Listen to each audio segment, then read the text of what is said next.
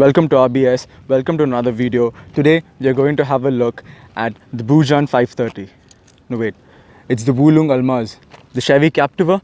No, it's the MG Hector. So right up from the front, you got this bold, white, big grille. It expands right across the range of the car, makes it look very, very bold. A generous amount of MG badging, generous amount of Morris Garage badging all around the car. The floating LED indicators look spot on with this vehicle. So it gets the headlamp down there. Everything on this car is an LED, right from the smallest bulb to the biggest headlamp. Everything in this car is an LED. It's an overdose of a chrome treatment over here. Everywhere you see there is chrome.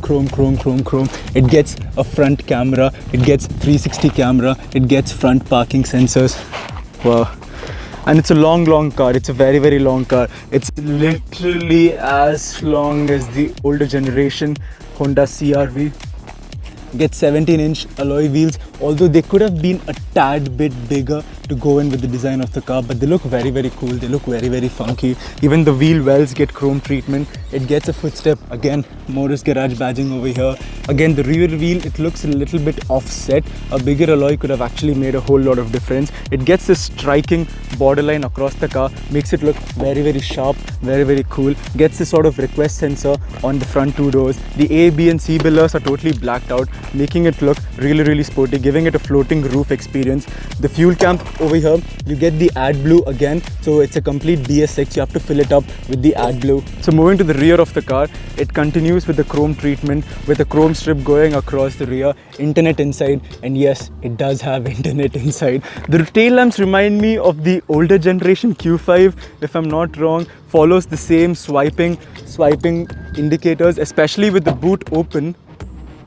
In this silhouette, you can see it reminds you very much of the Audi Q5. It gets a massive boot space, around 550 liters. I'm not sure, and you get the separators to separate your boot. Again, Morris Garage over here. The car keeps on reminding you of Morris Garage.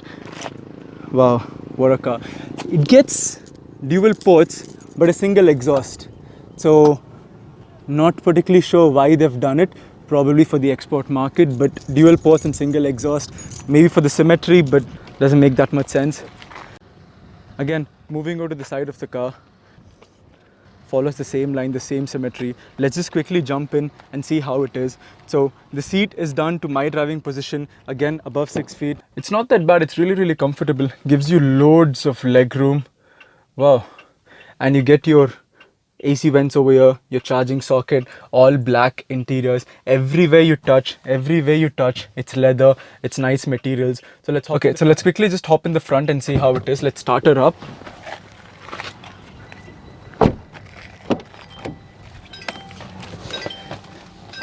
Yes, steering wheel is indeed unlocked. There she comes to life. Has a soft limiter on neutral, lol. So apart from that, you have your OVRM controls here, your brightness settings over here, your general window controls over here, steering, cruise control, you have your voice command, your Bluetooth connectivity, and it's a very good soft touch leather material, somewhat flat bottomish, I should say. Gets a very good dead pedal. Everywhere you touch, it's a nice soft leather material, giving you loads of premiumness. You have the Infinity audio system. Your OVRMs here, they're a very, very sharp design, and they're heated OVRMs. So no mist on the OVRMs. The central touchscreen, the main attraction, which gives you apps like Gaana, it gives you loads of features, connectivity, comes with an inbuilt SIM card, very, very good to use, very, very responsive, gets a tire pressure monitoring system. But the design of the central touchscreen, it reminds me of the audio system in the Volvo, the XC40 and the XC60 especially. So yeah, I'm not sure where they got the idea from. Rest all the buttons feel very, very premium to touch, to use, to feel. Everything is just so premium to touch. Wow, well done MG, well done. The leather seats, the sunroof, and let's see if the voice command works. Hello MG. I'm here. Can you please open the sunroof?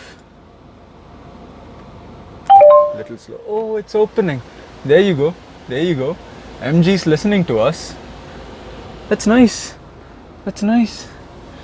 MG, can you close the sunroof? Hello, MG? Hi, how can I help? Close the sunroof? Okay, it's nice. It's not just a gimmicky feature, it does work. Hey, MG. Hello, MG. I'm here. Open the windows, please. Okay, window on drive side is open. This is a nice feature. This is a nice feature. Okay, so let's just quickly get the average KMPL to 0. Let's get into the driving part. Okay, feels good over broken surfaces. It is quite a long car to maneuver. As I've told you, it's as big as the older generation CRV. So let's just get a quick 0 to 100 and see what it does. Traction control is off, into first, waiting for scooters to go so that we don't kill them. Done. Revving it to 2000 and initial turbo lag below 2000 RPM. Once above 2000 it does pretty good. Around 4300 RPM is where it revs out. Still climbing and 100 in third. Not bad for a diesel SUV. Not at all bad for a diesel SUV.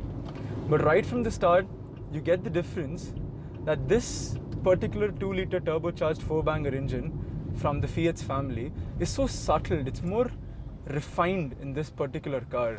We have seen this in the Jeep Compass earlier, where it was a tad bit frugal, a tad bit vocal. But over here, it's silent. The engine, the noise, everything is a bit more toned down. It feels more sophisticated. We have shut it. Second gear.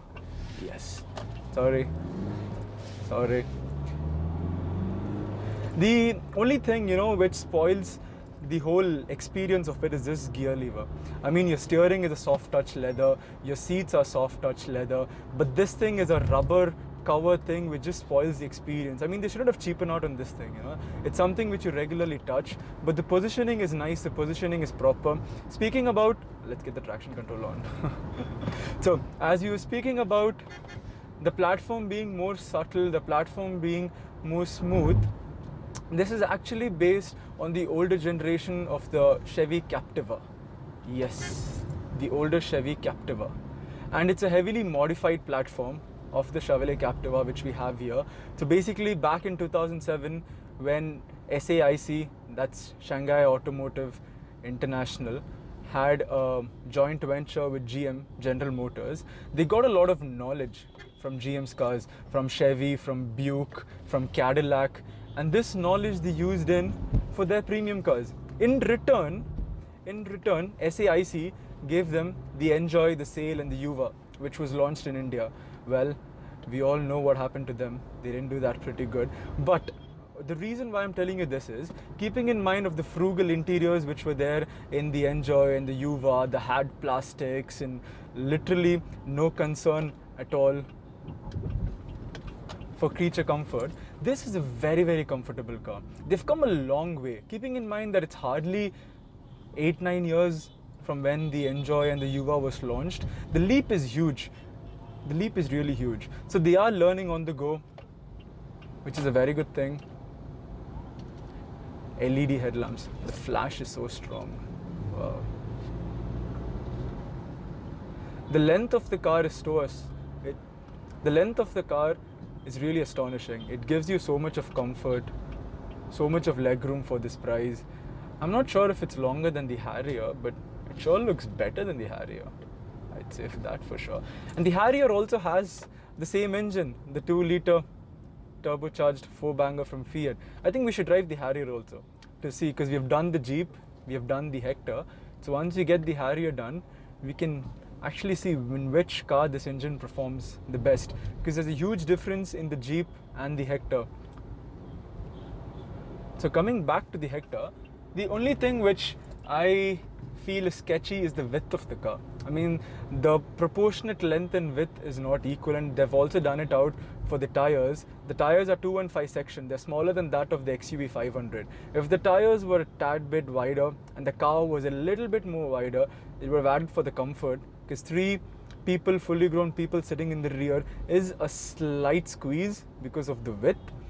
If the car was a bit more wide, it would have helped a lot in the corners too, because when you punch it into a corner, the Hector goes into a dilemma. For a second, it goes into a dilemma thinking, where should it go? What am I supposed to do now? It gets on his toes, which is not confidence inspiring, keeping in mind the steering is light. It is very, very light, which is a good thing in the city. Civic pops in. Yeah, lol. No indicators, nothing. Just come in. So, keeping in mind, you know, it's a good thing. The steering is light. It gives you a lot of drivability in city. But when you're on it, when you're sending it in the canyons, in the corners, the light steering, it does not weigh up that easily. So that is one thing which is not convenient. The turbo on this thing, wow, the turbo on this thing, effortless overtaking. This car has hardly done 2,000 kilometers. It is smooth. Now about the life of the car, which a lot of people have questions about, MG. Yeah, MG Coimbatore. So about the life of the car, we know one thing for sure, that the engine will last, because it's a Fiat Mill. From the car, I can't tell you much because it's a very new thing, but what I can tell you is the car is put together very, very well. It is built fantastically.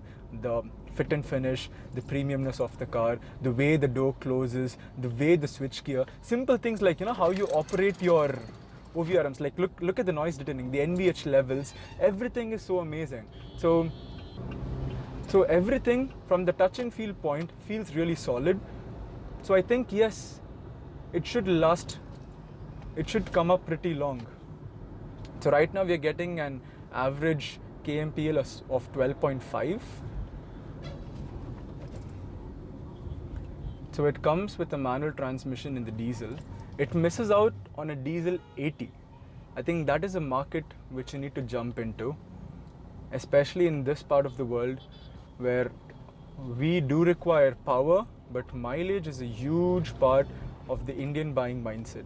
And yes, it does have a petrol automatic in hybrid and non-hybrid with the DSG, but I'm not sure what kind of mileage you're going to be getting in that. Yeah, I'm pretty sure you'll get a good performance figure, but it does require a diesel automatic. Will it get a 4-wheel drive? I really don't think so. There is no talks of it, there is no words of it. Might be in the future, we can't say. It absorbs a lot of the bumps, doesn't give you any sort of discomfort. Only in the corners, the deep corners which you tend to take in high speed, that is where it gets sketchy. Otherwise, it's a very, very good thing. And you know, part of the reason about the width, you can place the car. You can place it very, very well. You can see the hood of the car. Driving it through traffic is not at all an issue. The engine is a beauty. It revs up, it stops properly, it goes good. Fiat sure does know how to make an engine. Surely not for the hyperdrive. The horn sounds funny for its size. They could have given it a bigger horn, a more macho horn. This is such a huge vehicle. Why cheap out on the horn? Very nice, very nice. Has a little bit of body roll when you go to the outside and come back to the inside. That is where you can feel the weight of the car. So there's a delay when you turn, and for the car to react, there is a delay. Now this delay is due to the wheel size and due to the width of the car, which we spoke earlier. So if that was there, this could have been avoided. So although the car does go, it does pick up its paces, I wouldn't be that confident in taking high speed corners or high speed cuts in this, because yes, it has a ton loads of body roll. When you turn it in, there is a dilemma for a second. The car is thinking whether to go or whether to understeer. Like here, see, we're trying to make a corner and the car is really trying to pull it out of its axis. So yes, that's basically because of the length of the car. They've been very generous with the length. They could have been a little bit more generous with the width of the car. Could have been a very good compliment. Brakes on this thing.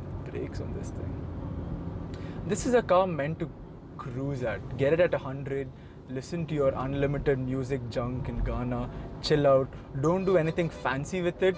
Don't do anything crazy or hyper with it. It's a good family car for people who, who want to sit back and chill. Don't do enthusiastic driving with it. Don't. And it gets more lively the more in-city you get. Yes, it is a long car, but somehow it is not intimidating. MG's done a very, very good job. And now they're coming in with their electric, the MG EZ, the Globestar. Now I'm not sure how well can they take on the competition on the Fortuner, as their Hector Plus, which was supposed to take on the Krista, went down even before it started. Mainly because it made no sense. It's the same car, the same shell, with one seat less in the middle and £1 lakh more. Yes, you do get a couple of rear seats, but they're only for kids or for people without legs. Normal people can't sit there, so it's useless. So you might as well just buy the normal Hector, save yourself £1 lakh. But keeping in mind that the Captiva, the Chevy Captiva, sold 10 years back, was sold for 20 lakh rupees. This is being sold for around the same price. Yes, it is a heavily modified platform, but it is the same platform in the end of the day. And it's not that this car is unique to it. You have the Baujan 530, you have the Wuling Almara thing, you have again the Chevy Captiva, you have this. There's a lot of platform sharing going around. So, I don't know, I think they could have priced it a bit more competitively. Although this pricing is very competitive, there's nothing wrong or nothing bad with this pricing, but still, I don't think there's any harm in wishing for more. So, the verdict. Should you actually buy the MG Hector? Well, keeping in mind the recent scenario, the hatred and boycott towards China, yes, MG is owned by SAIC, a Chinese manufacturer. The only thing British about MG is probably Benedict. But I don't think this should be a deciding factor. Keeping in mind that MG does have a manufacturing plant in India and a lot of vehicles are exported from India, it provides a lot of job opportunity. And if you're so much into boycotting, you should know that about 25 to 30% of parts used in all cars come from China. So what I'm trying to tell you here is keep those things away and go in and feel the car. If comfort and bling is your thing, this is the car for you. But this does not have the sport utility vehicle. This does not like to be thrashed around. It is meant for the calmed and relaxed driving. It does not have the sporty appeal of an SUV. Let us know how you like this video down in the comment section, and do drop a like button and do subscribe for more content.